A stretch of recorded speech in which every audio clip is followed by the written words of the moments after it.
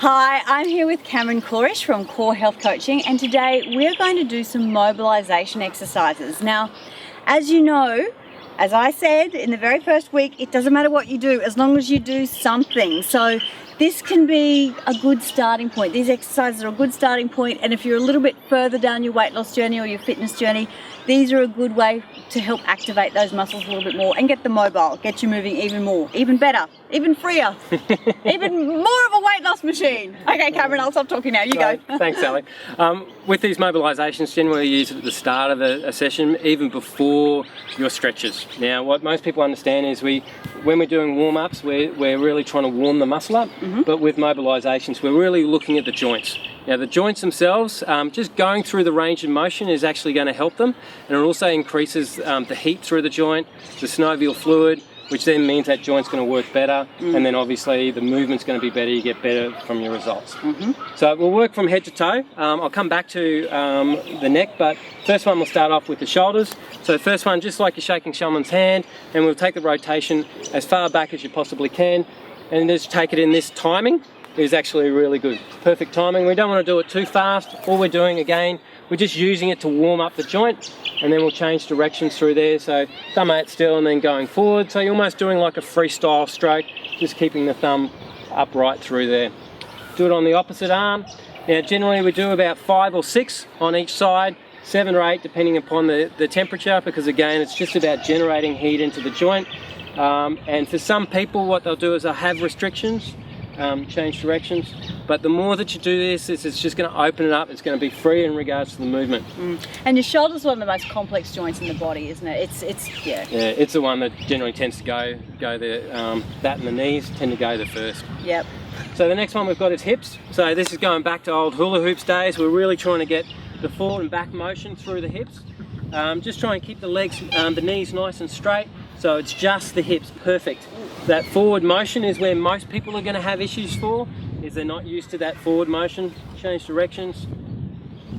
Yeah, love that. That's most people get stuck on the knees. That's great. And why can't I hula hoop though? Because you need to do that a lot faster, Right. and you need to have balance and coordination, which yeah, I'm a male, I don't have that. balance, no coordination. That's why I can't hula hoop. Okay, the next one we're doing for the hips is the circular motion. It's called elephant swings, or some people that have done kettles before, like kettlebell swings. So just getting your hands together like a big trunk, we throw it in between our legs and throwing it up.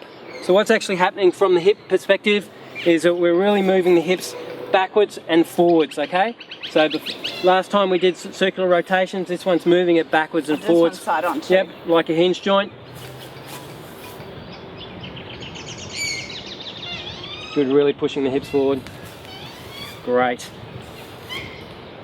Really good. Okay, next one we have is knees. Now the knees, very similar to the hip joint. It actually is a hinge, and it also does do a circular motion. So what we're going to do with this one is we're going to come down a little bit through here. So put a little bit of weight through on the top part of the knee. We're pushing the knees down to the ground, and we're opening the knees up, and then we're coming up our whole body. So coming down in our body, opening the knees up, and then coming back up. That's good. Really try and get as much circular motion through that knee as you possibly can. And just with the other mobilizations, we'll do the opposite. So start open, start to close as you're going down, then coming back up. Now this one is a little bit slower, but you can do it a little bit faster. And I suspect Cameron is the one to watch and learn from when we're doing this one. All right, so the last one we've got through the general body is through the ankles. Now with the ankles, what we're doing is just place the ball of the foot at your heel, and then take the ankle through a circular motion again. So again, most people will struggle with this one, and then go backwards about 5 or 6 revolutions on each. So you can see there's the circular motion through there, and you'll hear a little bit of cracking. That's fairly normal for most people until you get full mobility through that ankle. And again, yep, if you've got some ankle problems, is that you're going to see some restrictions through there. You're not going to have the full movement, but the more that you do this, the better that motion will be. Great, excellent. So the last one that we had of this, and I've left this specifically to last, because if you've got any sort of neck pathology or neck problems, you need to be really careful with this one. So as we've gone through most of those, there shouldn't be really any sort of pain.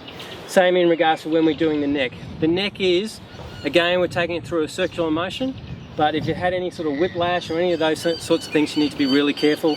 We talked about all the other motions, about a 6 or a 7 on the pain scale or motion-wise.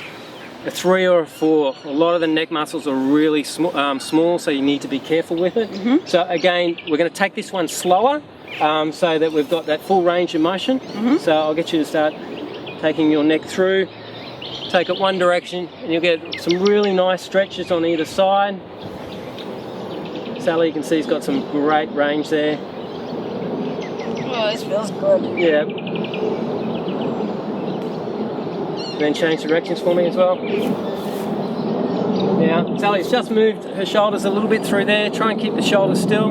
One of the most common things is, okay, I'm stretching the neck, but my shoulders are up this way, so realistically you've just moved your shoulders. Keep the shoulders still. Chest back, I love that, and then just moving through that range. So all we're doing is just moving the head, but again, just be really careful with this one, especially when you're coming backwards as well. So by the time you've done all of those mobility exercises at the start of a session, your joints are ready, it's then ready for your muscle warm-up, and then you can really hit the exercise. Yes. Okay. Thanks, Cameron. No problem. Thank you.